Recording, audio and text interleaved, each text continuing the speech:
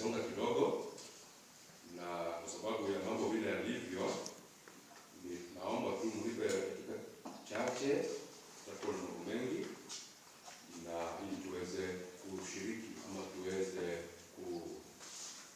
kusaidiana ama tuweze kupata neno kutoka mbinguni.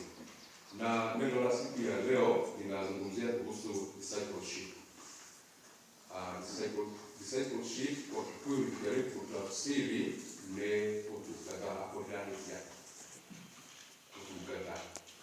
Na tunapoangalia vile mambo yalivyo na vile mambo yanavyoendelea katika nchi yetu, tunaona mambo si mazuri. Vile jinsi matukio yanavyotukia inaonyesha shahiri ya kwamba mwisho ukaribu. Na kwa sababu hiyo, sisi sote ambao tumealikwa ama tumefika katika kikao hiki, sisi wote tumeitwa na Mungu ili tuweze kufanya kazi hii ya discipleship.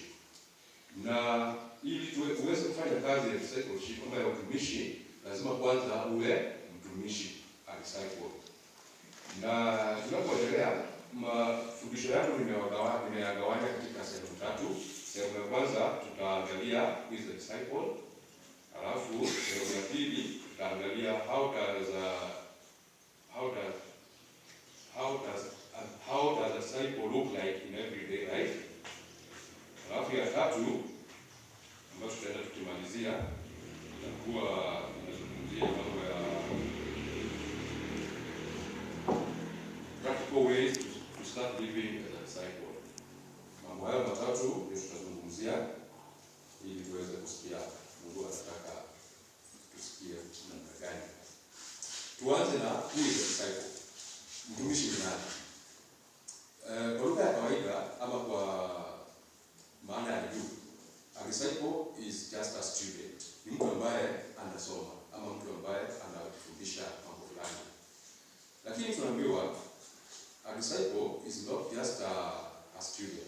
It is someone who deeply commits to the following the teachings and ways of life of a leader or a teacher.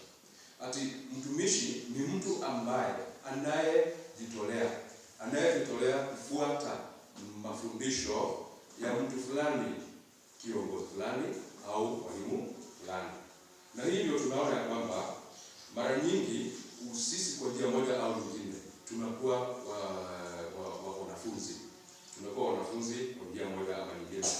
Wale ambao wako shuleni wanafundishwa